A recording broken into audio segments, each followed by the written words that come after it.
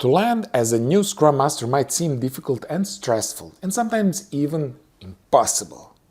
And this is because deep down you know that nobody will offer you a Scrum Master job if you don't have the Scrum experience.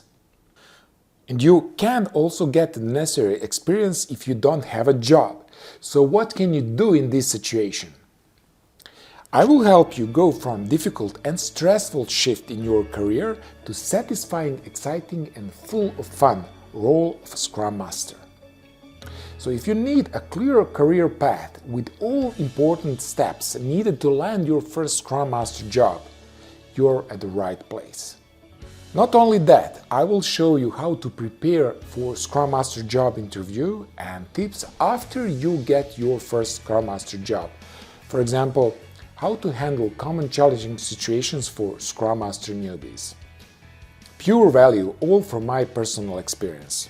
Now, are you ready to get your first Scrum Master job even if you don't have any experience in this role?